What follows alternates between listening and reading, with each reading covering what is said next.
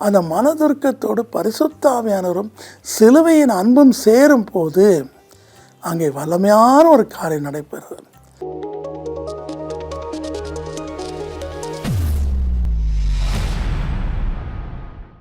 எனக்கு அருமையான தெய்வ பிள்ளைகளை, இன்றைக்கு பலர் அன்புக்காக இயங்குகிறார்கள். அன்பிலும் மேலே ஒரு படிதான் மனதுருக்கம். யோபு 36:5 கர்த்தர் மிகுந்த மன உருக்கமுள்ளவராய் இருக்கிறார் என்று வேறும் சொல்கிறது. ஏசாயா 54:10 மலைகள் விலகினாலும் பர்வதங்கள் விலகினாலும் என் சமாதானத்தின் உடன்படிக்கை உன்னை விட்டு விலகாதிருக்கும் என்று உண்மையில் மனதுருக கர்த்தர் சொல்கிறார். சந்தோஷமாக இருக்கு இல்லையா? சர்வ வல்லமுள்ள தேவன் மனுக்குலத்தின் மீது மனதுருகிறார். ஆகாரை ஆபிரகாம் தள்ளிவிட்டான்.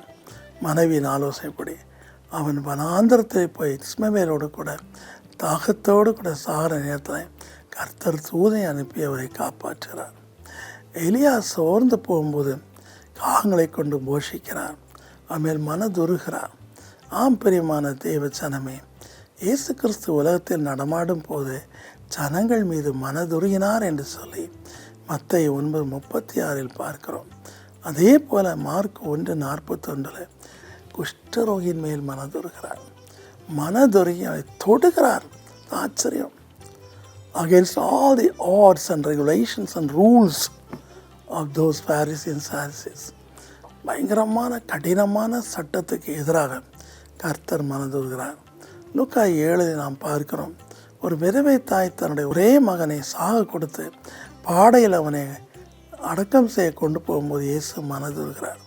அந்த விதவை தாய் அழுவதை பார்த்து அவர் மனதுருகி பாடையை தொட்டு நிறுத்தி செத்துப்போன ஒரே வாலிப மகனை எழுப்பி தாயிடம் ஒப்படைக்கிறார். அதே போல் லாசரின் கதையில் நாம் பார்க்கிறோம். மார்த்தா மரியா கண்ணீர் வடிக்கிறார்கள். இயேசுக்கு அன்பாக இந்த சீஷனோ செத்து 4 நாளாகிவிட்டது. ஆனால் கர்த்தருடைய மனதுருக்கத்தை பாருங்கள். யோவான் சுவிசேஷம் 11:35 இயேசுவும் கண்ணீர் வடிக்கிறார். அவர் பல சமயத்திரளான மக்களை பார்க்கும்போது மனதுருகிறார். அவர்களில் பெரும்பாலானோர் தரித்திரர், பாவிகள், வியாபாரிகள், சமுதாயத்தால் ஒதுக்கப்பட்டவர்கள், தேவாலயங்களுக்கு முன்னதாக தேவாலய சட்டங்கள், சம்பிரதாயங்கள், சடங்குகளுக்கு அப்பாற்பட்டு இருக்கிற மக்கள். இவ்வளெல்லாம் இங்கே சினகாக்குள்ளே கூட போக முடியாது. அப்பேற்பட்ட வலது கைக்கும் இடது கைக்கும் வித்தியாசம் தெரியாத மக்கள் மீது கர்த்தர் மனதுருகிறார்.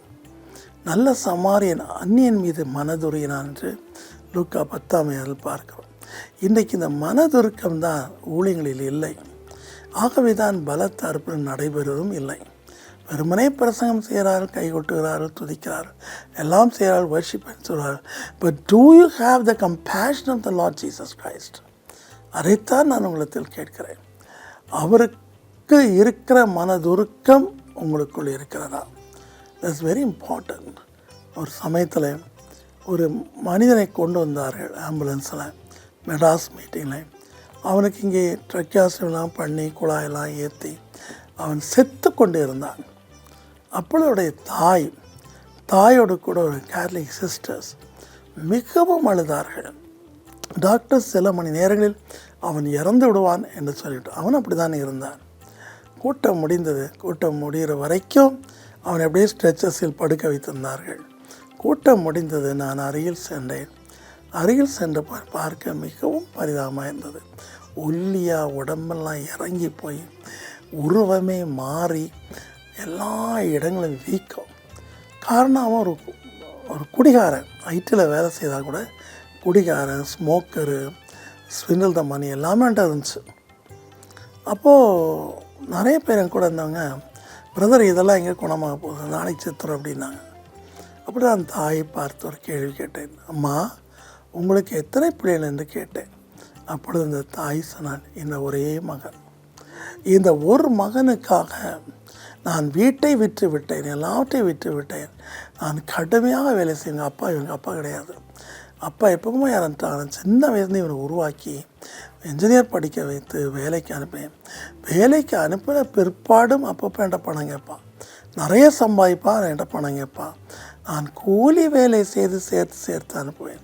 ஆனால் இன்றைக்கு பாருங்கள், நான் எவ்வளோ சொல்லி கேளாமல் குடித்து லிவர் அவுட்டு, லங்ஸ் அவுட்டு, எல்லாம் அவுட்டு, ஹார்ட் டைப் அவுட் ஆக போது நான் என்ன செய்வேன்? எனக்கு இருப்பது ஒரே மகன் என்று சத்தமிட்டு அழுதாள். அந்த கேத்தலிக் சிஸ்டர்ஸும் மிகவும் அழுதார்கள். அழுவதை பார்க்கும்போது எனக்கு கண்ணீர் வந்தது. வாஸ்தவம்தான், அவன் பாவிதான், குடிகாரன்தான், எல்லாமே இருக்கட்டும். ஆனால் கர்த்தருடைய மனதிற்கு நமக்கு இருக்குதா? மத்தேயு 9:1 பாருங்கள். அவன் பாவிதான், ஆனால் அவர் மனது இருக்கிறார். ஸோ நான் மிகவும் கடந்து போக வேண்டியவன் என்றால் ஏற்கனவே அவனுக்கான ஜெபனை ஜெபித்து விட்டு போய்விட்டார். ஆனால் அவனை பார்த்தப்போ அந்த சிஸ்டர் அழுவதை பார்த்து நான் நிறுத்தினேன். நின்று குனிந்து அவனை தொட்டு நெஞ்சில் தொட்டு, ஏசப்பா எனக்காக இந்த அம்மாவுக்காக அந்த கேத்தலிக் சிஸ்டர்ஸ்க்காக செய்கிற ஜெபத்து நிமித்தம் இவன் பாவங்களை மன்னித்தலுமே சுவாமி என்று கதறினேன். நான் கதறின அடுத்த மணி நேரத்தில் அவன் எழுந்து நடந்தான். எவ்வளோ நாட்கள் கோமாவில் இருந்த பையன் எழுந்து நடந்தான், தேவனை துதித்தான். அவனுடைய சரீரத்தில் எல்லா குழாயும் எடுக்கப்பட்டது. வயிற்றில் குழாய், தொண்டையில் குழாய், அங்கே குழாய், இங்கே குழாய் எல்லாம் போய்விட்டது. நன்றாக மாறினான். தாய்க்கும் ஆண்டவர் பெரிய கிருபை செய்து அவனுடைய மெடிக்கல் செலவுக்கு கம்பெனி பணம் அனுப்பினது. பிற்பாடு அவன் கம்பெனியை போய் ஜாயின் பண்ண. இதுதான் மனதுருக்கம். யாரோ பெத்த பையன் செத்தா சாகட்டும் அப்படின்னு நினைக்கிற நிறைய பேர் இருக்காங்க. ஆனால் அவருடைய கஷ்டத்தை நம்மேல் எடுத்துக்கொள்வதுதான் மனதுருக்கம். அந்த மனதுருக்கத்தோடு பரிசுத்த ஆவியானவரும் சிலுவையின் அன்பும் சேரும் போது அங்கே வல்லமையான ஒரு காரியம் நடைபெறுகிறது. மிக வல்லமையான ஒரு காரியம் நடைபெறுகிறது. ஆம்பிரிமாலை, இதுதான் மனதுருக்கம். ஒரு அருமையான தேவதாசன் வந்தார். அந்த தேவதாஸ் தான் ஆண்டுக்கு பயந்தவர் தான். ஆனால் பார்த்தீங்கன்னா ஒரு 25 லட்சம் கடன் வாங்கிட்டார். அது குட்டி மேலே குட்டி போட்டு அவர் படாத பாடுபட்டு கடையை சாப்பிடாமல் நொந்து போய் எதுவுமே நான் மனைவி பிள்ளைகிட்ட பேசாமல் அப்படி ஒதுங்கியிருந்தார். அவரை தூக்கி கொண்டு வந்தார்கள். நான் கூட பெரியவியான்னு நினச்சேன். அவர் சொன்னார், 25 லட்சம் கடன் எனக்கு கட்ட முடியாது, வட்டி 50 லட்சம் நான் கட்டிட்டேன், என்னால் முடியாதுனார். அப்பொழுது நான் அவரை கூப்பிட்டு, பிரதர், இதற்காக வேண்டி நீங்கள் தற்கொலை செய்கிறீர்கள். நீங்கள் கண்ணீர் வடிக்கும் போது இயேசுவும் கண்ணீர் வடிப்பார். அதைத்தான் அவர் எனக்கு சொல்லி என்னை ஆறுதல் படுத்தினார். அவரை நான் நேருக்கு நேர் பார்க்கும்போது உங்கள் கண்ணீரை அவர் கண்டிருக்கிறார். தைரியமாக இருங்கள், உங்கள் 5 நாள் எனக்கு டைம் தாருங்கள், உங்களுக்காக நான் ஜெபிக்கிறேன். ஒரு மனிதன் 50 லட்சம் ரூபாய் உங்களுக்கு ஃப்ரீயாகி கொடுப்பார் என்று தீர்க்கசமாய் சொல்லி அனுப்பினேன். அப்படியே நடந்தது. அடுத்த முறை வரும்போது சந்தோஷமாய் வந்தார். 50 லட்சம் ஒரு மனிதன் ஃப்ரீயாக கொடுத்தார். என்ன நினைத்தாரோ தெரியாது, எங்கே வச்சு கொடுத்தாருன்னா ஆச்சரியப்படுங்க. ரயில்வே பிளாட்ஃபார்மில் வச்சு பையில் வச்சு கொடுத்துருக்காரு. அந்த மனுஷனும் தவறாமல் 6 லட்சத்தை எடுத்து ஊழியத்திற்கு அனுப்பினார். ஆம், இதைத்தான் தேவன் உங்களுக்கு செய்வார். மனம் கலங்காய் மனதுருகிறார்.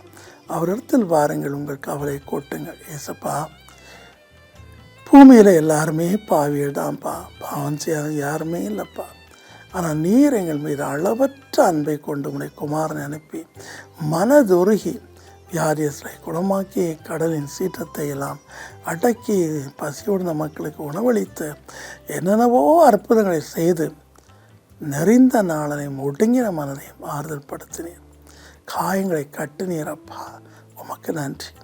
இதுபோல் இன்றைக்கும் மிகுந்த கண்ணீரில் வாடுகிற உம்முடைய பிள்ளையை கண்ணோக்கி பாரும். விசேஷமாக குழந்தைகளுக்கு ஹார்ட் ப்ராப்ளம், சிஎஸ் ப்ராப்ளம், அந்த ப்ராப்ளம், பிரெயின் ப்ராப்ளம் என்று தினந்தோறும் அழுகிற தாய்மாரை நான் பார்க்கிறேன். மனதுருகி அந்த குழந்தை நீர் சரி செய்யும், இந்த நிமிஷமே சரி செய்யும். கைகால் வழங்காட்டாலும் பரவாயில்ல, கழுத்து கேட்டால் பரவாயில்ல, காது கேட்காட்டால் பரவாயில்ல, பேசாமல் இருந்தால் பரவாயில்ல, ஆனால் உங்களுடைய அபிஷேகத்தால் நிறைந்திருக்கிறேன். இந்த ஒரு செய்திக்காக 3 நாட்களாய் நான் காத்திருக்கிறேன்.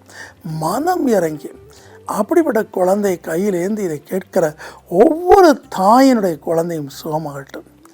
என் புருஷன் நல்ல வேலை இருந்தால் வீடு கட்ட ஆரம்பித்தோம், திடீர்னு புருஷன் பேரடைஸ் ஸ்ட்ரோக்கில் படுத்த படுக்கையாக இருக்கா, இல்லை அம்மா படுத்த படுக்கையாக பாட்டி படுத்த படுக்கையாக இருக்காச்சு, அழுகிற ஒவ்வொரு மக்கள் மீது இரக்கம் வைத்து இந்த செய்திகள் கேட்க கேட்க படுத்த படுக்கை முழுவதையும் ஜீவனடைய மாற்றும். அந்த வீட்டில் சமாதானத்தையும் சந்தோஷத்தையும் தாரும். கடன்களை அடைத்து அவளை சந்தோஷப்படுத்தும். இயேசுவின் நாமத்தில் தாழ்மையோடு வேண்டிக் கொள்கிறோம் பிதாவே. ஆமென்.